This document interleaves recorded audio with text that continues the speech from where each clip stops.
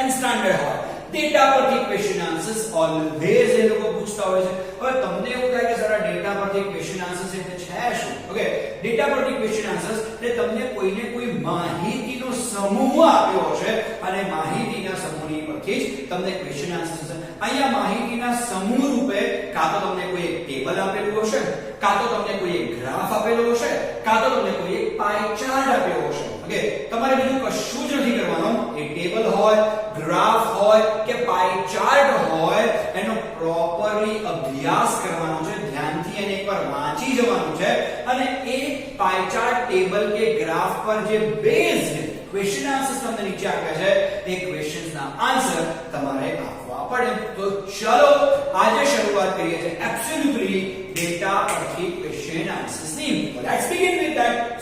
તો શરૂઆત કરીએ સૌથી પહેલા ગ્રાફથી. હવે સૌથી પહેલા હું તમને ગ્રાફ એક્સપ્લેન કરવા માંગીશ. તો જે આ મરૂન કલરનો તમને જે ગ્રાફ દેખાઈ રહ્યો છે absolutely it is four Gujarati. Okay, SS માટે તમને એબ્સોલ્યુટલી આ પિંક કલરની જે પટ્ટી દેખાય છે that is for SS and the third one જે લવંડર રંગમાં છે that is for English.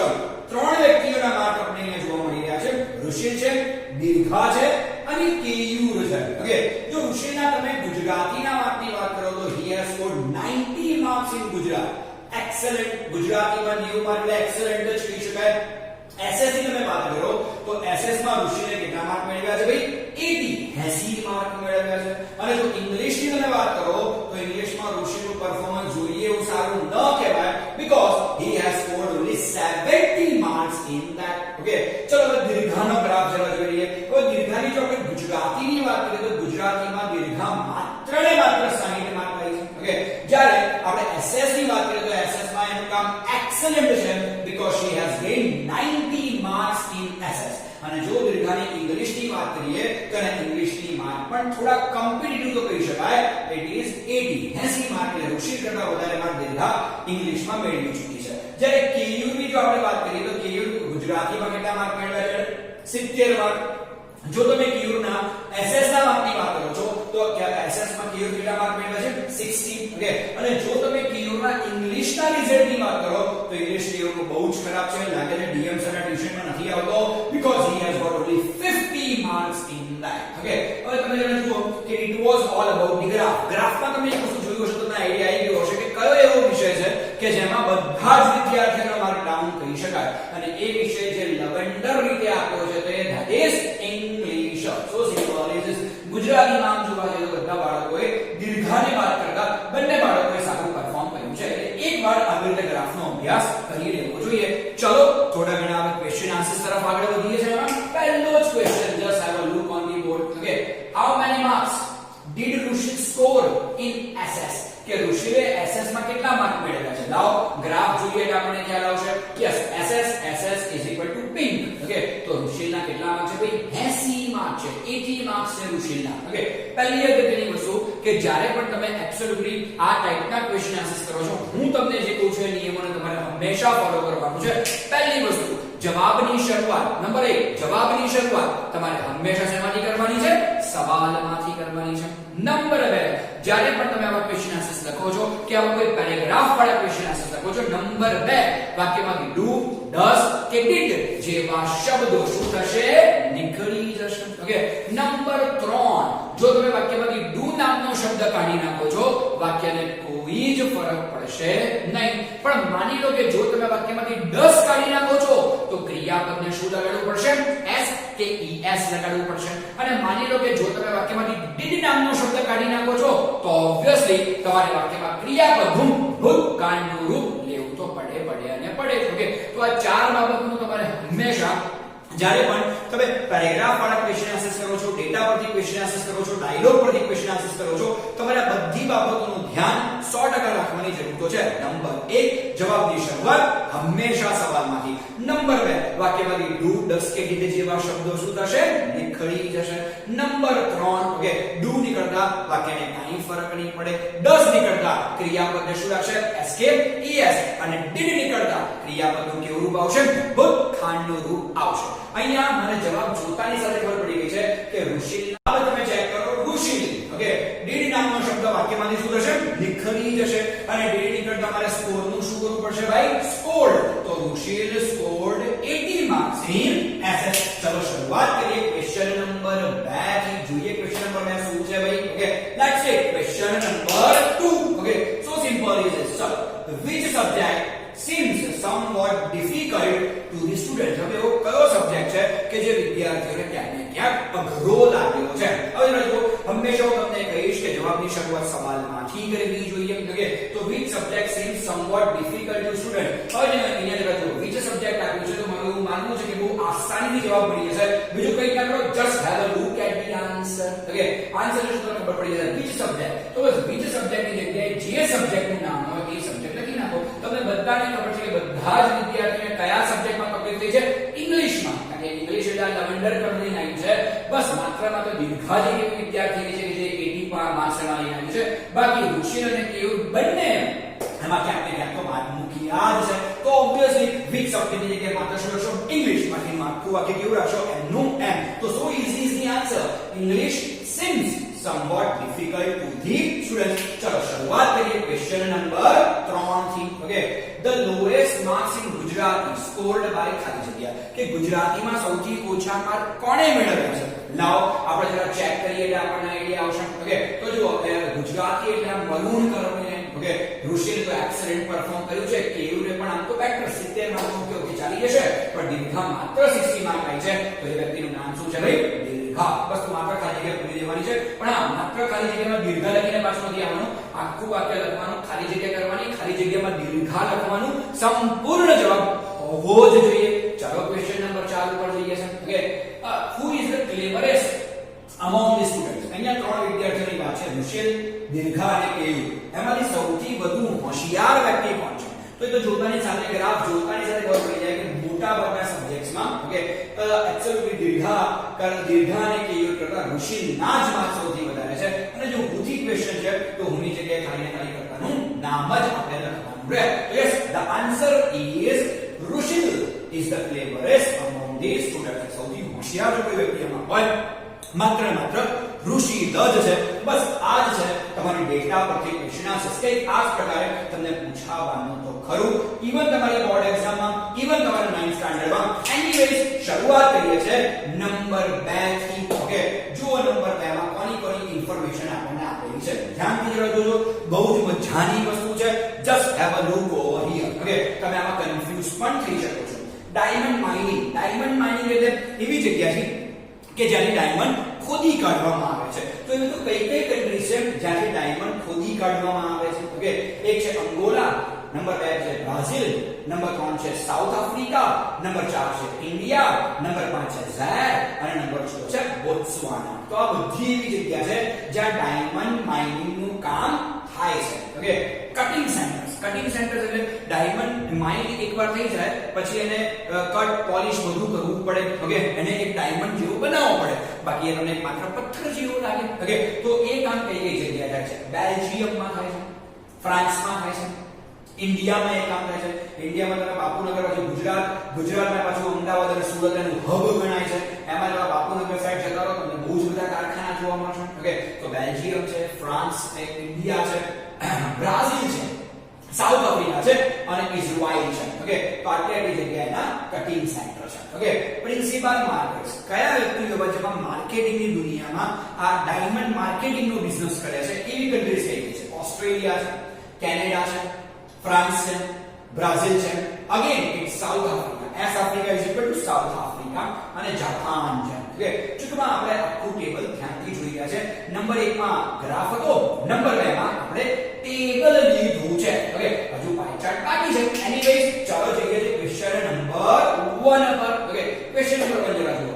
what is this information about? क्या ઇન્ફોર્મેશન કઈ બાબતમાં છે? ઓકે તો તમે અહીંયા આરામથી જોઈ શકો છો કે આ ઇન્ફોર્મેશન ડાયમંડ રિલેટેડ છે, કે જ્યારે ડાયમંડના માઇનિંગ ક્યાં થાય છે, ડાયમંડનું કટિંગ ક્યાં થાય છે, એના પ્રિન્સિપલ માર્કેટ્સ કયા છે, બધી એની જ વાત છે. તો જસ્ટ હેવ અ લુક. તમને ઘણી બધી વખત એવું બની જાય કે જ્યારે આ પ્રકારે આન્સર ચેક કરવાનો તો ઘણી બધી વખત એવું બની જાય કે તમને એબ્સોલ્યુટલી એક આ પ્રકારે જોવા મળે કે આવો ક્વેશ્ચન બહુ બધી જગ્યાએ પૂછાય છે કે what is this information about? તો absolutely this information is about diamonds. અહીંયા ડાયમંડ નું માઇનિંગ કરવું, ડાયમંડ ને કટ કરવું, તો ડાયમંડ લગતી વસ્તુઓ છે એન્ડ ધેર માર્કેટ્સ કે એના પ્રિન્સિપલ માર્કેટ્સ કઈ જગ્યાએ છે તો Australia Canada France Brazil south Africa અને જાપાન ઓકે તો આ ઇન્ફોર્મેશનમાં આ ટેબલની અંદર બે માહિતીનો સમન્વય છે નંબર 8 કે this information is about diamonds okay and their markets okay તો આ તમારો જવાબ છે let's go for the question number 2 okay how many countries are engaged in all the three activities કુલ કેટલી કન્ટ્રી કઈ કન્ટ્રી ને which countries નથી પૂછ્યું how many countries પૂછ્યું છે how many countries okay right asking about numbers યાદ છે ને how many how much asking about numbers asking about quantity okay so absolutely we can speak like this કે how many તમારું જે કઈ પણ છે એટલે કેટલી કન્ટ્રીઓ ત્રણ પ્રવૃત્તિ કરે છે એટલે માઇનિંગ પણ કરે છે કટિંગ પણ કરે છે અને માર્કેટિંગ નું કામ પણ કરે છે લાવો જરા ચેક કરીએ સૌથી પહેલા તો મને એક કન્ટ્રી બહુ ઈઝીલી દેખાઈ ગઈ છે that is south Africa south આફ્રિકામાં માઇનિંગ પણ છે સાઉથ આફ્રિકામાં કટિંગ પણ છે સાઉથ આફ્રિકામાં પ્રિન્સિપલ માર્કેટ પણ છે ઓકે મારા ખ્યાલથી બીજી કન્ટ્રી જો હોય તો એ છે બ્રાઝિલ બ્રાઝિલમાં માઇનિંગ પણ થાય છે બ્રાઝિલમાં કટિંગ નું કામ પણ થાય છે અને બ્રાઝિલ એનો પ્રિન્સિપલ માર્કેટ પણ છે બસ સાઉથ આફ્રિકા અને બ્રાઝિલને વાત કરતા બીજી કોઈ કન્ટ્રી એવી નથી જે ત્રણે ત્રણમાં ઇન્ક્લુડ હોય ત્રણે ત્રણમાં એનો સમાવેશ હોય ઇન્ડિયા બે જ પ્રવૃત્તિમાં ઇન્ક્લુડ છે તો just have a look over here how many પૂછ્યું છે સીધું 2 થી શરૂઆત કરીએ તો જવાબમાં શું આવશે 2 countries are engaged in all the three activities માત્ર ને માત્ર બે જ કન્ટ્રી છે જે ત્રણે ત્રણ પ્રકારના કાર્યમાં વ્યસ્ત છે એવું કહી શકાય હા કદાચ which countries પૂછ્યું હોત તો હું લખી નાખત South Africa and Brazil are engaged in all the three activities પણ ના અહીંયા હાઉ મેની પૂછ્યું છે મને અહીંયા નંબર્સ પૂછવામાં આવ્યા છે મને અહીંયા આંકડા પૂછવામાં આવ્યા છે તો જવાબમાં પણ આંકડા જ આપીશ કે 2 countries are engaged in all three activities ચલો લઈએ question number 3 how many countries are engaged in 2 of the activities કેટલી કન્ટ્રી એવી છે જે બે પ્રકારની એક્ટિવિટીઝ આમાંથી કરે છે જેમ કે જરા ચેક કરો કે મને બહુ આસાનીથી આપણું ઇન્ડિયા દેખાઈ ચૂક્યું છે ઇન્ડિયા ડાયમંડ નું માઇનિંગ પણ કરે છે અને ઇન્ડિયામાં કટિંગ સેન્ટર પણ છે એટલે ડાયમંડ કટિંગ નું કામ પણ કરે છે તો પહેલી કન્ટ્રી મને ઇન્ડિયા છે અહીંયા પણ હાઉ મેની છે એટલે આપણે આંકડા પર જ પ્રાધાન્ય આપવાનું છે કઈ કન્ટ્રીના નામ નથી લખવાના ધ્યાન રાખજો આ વસ્તુ ઓકે તો સૌથી પહેલા તો મને ઇન્ડિયા આ બંને જગ્યાએ મને જોવા મળી ગયું છે હજુ તમે ધ્યાન દીધો તો ફ્રાન્સમાં કટિંગ સેન્ટર પણ છે ફ્રાન્સમાં માઇનિંગ નું કામ ન થતું પણ કટિંગ સેન્ટર નું કામ થાય છે અને પ્રિન્સિપલ માર્કેટ પણ ફ્રાન્સમાં છે તો again I can say that કે બે કન્ટ્રી એવી છે કે જે બે પ્રવૃત્તિઓમાં ઇન્ક્લુડ છે કઈ બે કન્ટ્રી છે ઇન્ડિયા અને ફ્રાન્સ ઇન્ડિયા છે અને ફ્રાન્સ છે પણ આપણે એ દેશોના નામ નહીં લખવાના માત્ર ને માત્ર એ આંકડો જ બતાવવાનો છે જુઓ જવાબ એનો શું બને છે જવાબ બને છે એનો 2 countries are engaged in 2 activities ધારો કે અહીંયા હાઉ મેની ની જગ્યાએ which countries આપ્યું હોત તો મેં અહીંયા બે કન્ટ્રીના નામ લખ્યા હોત India and France are engaged in 2 of the activities પણ અહીંયા હાઉ મેની છે એટલે asking about number એટલે મારે એક આંકડો જ બતાવવો પડે એટલે simple 2 countries are engaged in 2 activities ચલો જઈએ છે ક્વેશ્ચન નંબર 4 તરફ ઓકે ક્વેશ્ચન નંબર 4 છે which countries are engaged only in marketing activities એવી તો કઈ કન્ટ્રીઝ છે જે માત્ર ને માત્ર માર્કેટિંગ જ કરે છે તો તમે ધ્યાનથી જુઓ ઓસ્ટ્રેલિયા મને માઇનિંગ માં ક્યાંય ના દેખાયું મને કટિંગ માં ક્યાંય ના દેખાયું નંબર 2 છે કેનેડા મને માઇનિંગ માં કેનેડા ક્યાંય નથી દેખાતું મને માઇનિંગ અને કટિંગ માં પણ મને કેનેડા નથી દેખાતું નંબર 3 છે જાપાન ઓકે મને જાપાન માઇનિંગ માં કે કટિંગ માં દેખાતું નથી હા જો ફ્રાન્સ ની વાત કરીએ આપણે તો ફ્રાન્સ એબ્સોલ્યુટલી કટિંગ સેન્ટર છે જો બ્રાઝિલ ની વાત કરીએ તો બ્રાઝિલ તો ત્રણે કામ કરે છે જો સાઉથ આફ્રિકા ની વાત કરીએ તો સાઉથ આફ્રિકા પણ ત્રણે કામમાં જોડાયેલું છે તો 3 કન્ટ્રી એવી છે જે માત્ર માર્કેટિંગ નું કામ કરે છે વ્યવસાય ધંધો કરવાની વાત કરે છે it is cold Australia Canada and Japan તો જવાબ કેવો બનશો ખાલી which countries ની કે 3 દેશોના નામ લખવાના છે કે Australia Canada and Japan are engaged only in marketing activities તો આ તો આપણું ટેબલ પરથી આપણે ક્વેશ્ચન આન્સર્સ લઈ તો લીધા છે પણ મને એવું લાગે છે કે તમારી બોર્ડની એક્ઝામ હોય કે તમારી સ્કૂલની એક્ઝામ હોય એમાં હંમેશા ટેબલ્સ વધારે પૂછાય છે તો ચલો બીજા એક ટેબલ ની જરા પ્રેક્ટિસ કરી લઈએ મજા આવશે ઓકે ચલો હવે જરા ધ્યાનથી જોજો અહીંયા વસ્તુ એવી છે કે જેના વિશે કદાચ તમને જ્ઞાન થોડું ઓછું હશે પણ ડીએમ સર તમને પૂરતું જ્ઞાન આમાં આપવાની પૂરી કોશિશ કરશે નંબર 1 જેમ્સ વોટ ઇન્વેન્ટર કોણ છે તો ઇન્વેન્ટર છે જેમ્સ વોટ ઓકે જેમ્સ વોટે શું ઇન્વેન્ટ કર્યું છે સ્ટીમ એન્જિન ઇન્વેન્ટ કર્યું છે હવે એન્જિન કયા પ્રકારનું હોય? ઓકે, તો obviously it is your steam engine. તો આ સ્ટીમ એન્જિન નું ઇન્વેન્શન કરવા વાળો વ્યક્તિ કોણ છે? James Watt. કઈ સાલમાં એમણે કર્યું છે? 1762 માં એમણે કર્યું છે.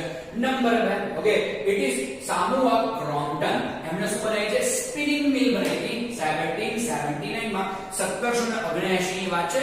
સામુઆ ક્રોમ્પટને શું બનાવ્યું? ભાઈ સ્પિનિંગ મિલ. જોઈએ સ્પિનિંગ મિલ આપણને કેવી દેખાય? ઓકે, તો this is what we call spinning mill, કે જ્યાં કાપડ વણાટનું મેક્સિમમ કામ થતું હોય, મશીનરી કાપડ વણાટને લગતી, it is called spinning mill. Okay, આગળ છે વોટર ફ્રેમ. વોટર ફ્રેમ કોણે બનાવી છે? રિચાર્ડ આર્થોરાઇટે બનાવી છે. કઈ સાલમાં બનાવી છે? 1769 માં. એક્ચ્યુઅલી આ જે વોટર ફ્રેમ છે લગભગ આ પ્રકારની દેખાય, પણ બસ એનું જ મોડર્ન વર્ઝન આ છે. ઓકે, તમે અહીંયા વોટર ફ્રેમ ની વાત કરો, ફ્લાઇંગ શટલ ની વાત કરો કે સ્પિનિંગ મિલ ની વાત કરો, આ બધું હાથ વણાટની વસ્તુઓ છે, કાપડ ઉદ્યોગ, ટેક્સટાઇલ ઉદ્યોગને લગતી વસ્તુઓ છે. તો એબ્સોલ્યુટલી 1769 માં રિચર્ડ આર્થરે આ પ્રકારની વસ્તુ એક વોટર ફ્રેમ બનાવ્યું કે પહેલા જે કામ અત્યારે આ મશીનરી થાય છે, વર્ષો પહેલા આ કામ આ મશીનરીથી થતું હતું. જેના નિર્માતા કોણ હતા? રિચર્ડ આર્થોરાઇટ. અને છેલ્લે જ્હોન કે શું બનાવ્યું છે? એમણે ફ્લાઇંગ શટલ બનાવ્યું છે. ક્યારે બનાવ્યું છે? 1733 માં. આ ફ્લાઇંગ શટલ કયા પ્રકારની વસ્તુ હોય એ પણ એકવાર આપણે જોઈ લઈએ. તો યાર ધીસ ઇઝ ફ્લાઇંગ શટલ. આની અંદર તમે જોવા જુઓ, ઓકે, જે પ્રકારે અહીંયા બહુ બધા દોરા વીંટળાયેલા છે, એમ અહીંયા પણ બહુ જ બધા દોરા વીંટળાઈ શકે છે, જેથી વીવિંગ નું કામ આસાન બની જાય. કદાચ અહીંયા શબ્દો એવા હતા કે મને ક્યાંક એવું લાગ્યું તમને પિક્સ બતાવી દેવાથી થોડો વધારે ખ્યાલ આવશે. ચાલો જઈએ છે સૌથી પહેલા ક્વેશ્ચનની તરફ. ઓકે, સૌથી પહેલો question, who was the inventor of steam engine? બહુ જ ઈઝી હુથી ક્વેશ્ચન છે. હુની જગ્યાએ માત્ર શું લખવાનું છે? James Watt. તો જવાબ તરફ ધ્યાન આપી દો. ઓકે, જવાબ શું આવશે ભાઈ આપણો? Absolutely yes, James Watt was the inventor of steam engine. ચલો જઈએ છે ક્વેશ્ચન નંબર 2 તરફ. ઓકે, ક્વેશ્ચન નંબર 2 છે, when and by whom was the spinning mill invented? Spinning mill કોણે ઇન્વેન્ટ કરી છે? તો સામુઆ ક્રોમ્પટને કરી છે. કઈ સાલમાં કરી છે? 1779 માં કરી છે. ઓકે, જવાબની શરૂઆત શેમાંથી કરશો? સવાલમાંથી કરશો. તો બાય whom ની જગ્યાએ વ્યક્તિનું નામ લખી દો. ઓકે, જુઓ બહુ જ આસાન રીતે તમને જવાબ મળી જશે. ઓકે, તો જુઓ સ્પિનિંગ મિલ, ઓકે, અહીંયા લખ્યું છે spinning mill was invented by Samuel Crompton in 1779. So easy is this. Okay, કે by whom was the spinning mill invented? તો જવાબની શરૂઆત શેમાંથી કરી છે? સવાલમાંથી. તો શું આવશે? 10. અહીંયા the spinning mill, સવાલમાં was છે તો જવાબમાં was આવશે.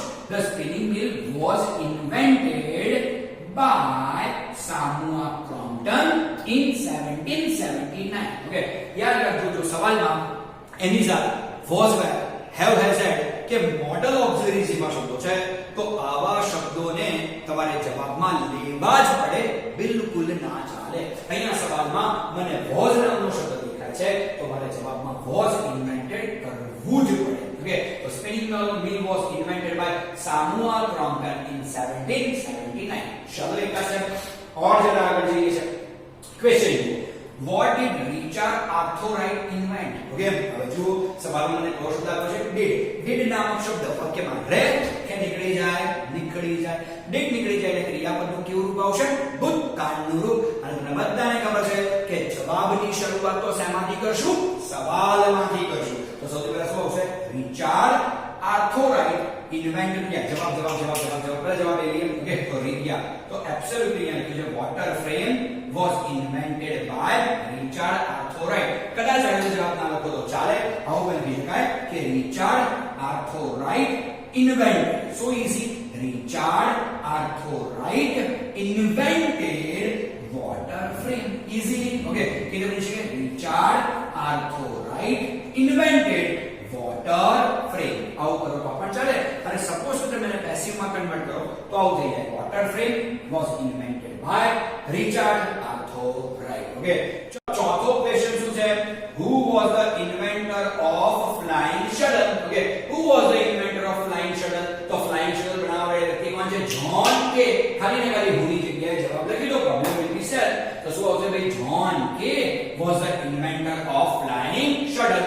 ચલો હવે જઈએ છે સૌથી છેલ્લા નંબર 4 ઉપર, and that is pie chart. Just have a look at pie chart. કયા પ્રકારની વસ્તુ છે? બસ આવું જ રીતે લખી આપે તો it is cold pi chart. અને પાઈ ચાર્ટમાં હંમેશા યાદ રાખજો કે આંકડાકીય માહિતીઓ વધારે હશે એટલે ઉપરની સૂચના ધ્યાનથી વાંચવાનો આગ્રહ રાખવાનો જ છે બધાએ. હવે ઉપરની સૂચના ધ્યાનથી જુઓ કે તપન, અહીંયા તપન નામના વ્યક્તિની વાત છે. Tapan spend 120 hours watching TV. તપને ગયા મહિને 120 કલાક ટીવી જોયું હતું. એમાંથી 3% એને ન્યૂઝ જોયા, 20% એને સ્પોર્ટ્સ જોયું, 36% એને મૂવીઝ જોઈ, ટીવી સિરિયલ 12% જોઈ, કાર્ટૂન્સ 16% જોયું, અધર્સ ડિસ્કવરી છે, એનિમલ પ્લેનેટ છે, મ્યુઝિક ચેનલ્સ છે, એ બધું એને 13% જોયું. ઓકે, અને તમે સમજો અહીંયા પર્સન્ટેજ આમ તો 100 એ નીકળે, પર્સન્ટેજ આમ તો 100 એ નીકળે, પણ સમજો વાતને, તપને 120 કલાકનું વોચિંગ કર્યું છે. એટલે અહીંયા તમે જેની પર્સન્ટેજનો રેશિયો કાઢશો એ 120 ને મુતાબિક થશે, 100 ને મુતાબિક નહીં થાય, કારણ કે તપને 120 કલાક ટીવી જોવામાં ફાળવ્યા છે. તો આજે 3% છે, 13% છે, 16% છે, 12% છે, 36% છે, 36% છે, એ 120 પ્રમાણે એની ગણતરી કરેલી છે. તો જ્યારે બી પાઈ ચાર્ટ આવે છે ત્યારે આ બધી ગણતરીનું બરાબર ધ્યાન આપજો. બાકી ક્વેશ્ચન તરફ થોડા આગળ વધીએ છીએ. ઓકે, તપન સ્પેન્ડ ખાલી જગ્યા hours watching sports on TV. Okay, તપને ખાલી જગ્યા અવર્સ કેટલા કલાક સ્પોર્ટ્સ જોયું છે. હવે તમે ધ્યાનથી જુઓ, સ્પોર્ટ્સ પાછળ કેટલા કલાક વિતાયા છે? 20% અવર્સ, 20% પોતાના કલાકો એમણે સ્પોર્ટ્સ જોવા પાછળ વિતાયા છે. તો અહીંયા 120 ની ગણતરી કરશું તો એબ્સોલ્યુટલી 10% જોવા જાઓ 120 ના તો એ 12 છે, તો 20% કેટલા થાય? 24. તો તપને કેટલા કલાકનું જોયું છે ભાઈ? 24 કલાક સ્પોર્ટ્સ ટીવી પર જોયું છે. સિમ્પલ. તપન સ્પેન્ડ ખાલી જગ્યા પૂરી છે 24 hours watching sports on TV. સમજો બહુ બધા લોકો અહીંયા 20 લખીને આવે છે કારણ કે 100 લેખે ગણતરી કરે, પણ ના, એને 100 કલાક નહીં 120 કલાક ટીવી જોવા પાછળ ફાળવ્યા છે. તો જે પણ ગણતરી થશે 120 લેખે થશે. ચલો લઈએ છે ક્વેશ્ચન નંબર 2. ઓકે, જુઓ, did Tapan listen music last month on TV? તમે લાગે છે કે કોઈ જગ્યાએ એમને મ્યુઝિક કશું જોયું હોય એવું સ્પેસિફિક નથી. હા, આપણે અધર્સમાં બહુ બધી વસ્તુ આવી શકે, પણ મ્યુઝિક એમને સ્પેસિફિક નથી આપ્યું. મ્યુઝિકે કેટલા પર્સન્ટેજ ફાળવ્યું એ લખ્યું નથી. તો જવાબ કેવો લખશો ભાઈ આનો? તો જવાબ આવશે નો. Tapan did not listen music last month. કે ના, એને લાસ્ટ મંથ મ્યુઝિક બિલકુલ જોયું કે સાંભળ્યું નથી. જો આપ્યું હોત ને કે sports, movies, TV serial, cartoon એ રીતે આપ્યું, અધર્સ તરીકે ના આપશે. અધર્સમાં એને શું કર્યું મને શું ખબર? સો સિમ્પલ. હું તેવું માનું કદાચ એને જોયું હશે કે ભાઈ મ્યુઝિક કદાચ એને જોયું છે, ડિસ્કવરી કદાચ એને જોયું છે, એનિમલ પ્લેનેટ, પણ આ તો બધું માત્ર અનુમાન છે ને. અને તમે કોઈ જવાબ અહીંયા અનુમાનના આધારે આપી શકો નહીં. ઓકે, સ્પેસિફિક લખીને આપ્યું છે, નથી આપ્યું ને, બસ તો એ મારો જવાબ નથી. જવાબ લખીશ નો. Tapan did not listen music last month. જગ્યા નંબર 3 પર ખાલી જગ્યા percentage of time was spent in watching cartoons. લોકો તપને કેટલા પર્સન્ટેજ કાર્ટૂન જોયું છે? સીધું જવાબ છે શું આવશે? 16. ઓકે, તો જવાબ શું બને છે તમારો? જરા ચેક કરી લો. જવાબ બને છે તમારો 16%. જવાબ શું બને છે ભાઈ? 16% of time was spent in watching cartoons. ચલો શરૂઆત કરીએ છે ક્વેશ્ચન નંબર 4 થી. What does Tapan like to see the list? Tapan the list, સમજો અહીંયા સવાલને સમજવા જેવો છે. What does Tapan like to see the list? તપનને કઈ વસ્તુ સૌથી ઓછી જોવી ગમે છે? તો ધ્યાનથી જરા ચેક કરો. સૌથી ઓછું એને શું જોયું છે? ન્યૂઝ. ખાલી 3% એને ન્યૂઝ જોયા છે. એટલે 12 કરીને 36, 3 કલાક અને absolutely we can speak like 3 કલાકે ની આજુબાજુ એમને માત્ર શું જોયું છે ભાઈ? ન્યૂઝ ચેનલ જોયા છે. તો એના પરથી ખબર પડી જાય કે સૌથી ઓછું એમને ન્યૂઝ જોવામાં ઇન્ટરેસ્ટ છે. ઓકે, તો જવાબ કઈ રીતે બનાવશું? Just have a look. Okay, તો જવાબ કેવી રીતે બનશે કે તપન 10 શબ્દ નીકળી જાય એ લાઈક નું શું થશે? Likes. Tapan likes to see news the list. કે સૌથી ઓછું તપનને જો કોઈ જોવું પસંદ હોય તો એ ન્યૂઝ છે. હવે જો મને આ સવાલનો હું તમને આપી દીધું કે what does Tapan like to see the most? List એટલે ઓછામાં ઓછું, મોસ્ટ એટલે વધારેમાં વધારે. તો તપનને સૌથી વધારે શું જોવું ગમે છે? મૂવીઝ. તો જવાબ લખત Tapan likes to see movies the most. એ વખતે ધ લિસ્ટ નું શું થાય? ધ મોસ્ટ થાય. બસ, તો આ રીતે જ તમારે ડેટા પરથી ક્વેશ્ચન આન્સર્સના જવાબ આપવાના આવે છે. 4 માર્કનું વેટેજ છે. સરળતાથી માર્ક મેળવી શકાય છે. બિલકુલ માર્ક ચૂકવાની આમાં જરૂર નથી. Till then DM sir signing of. Thank you.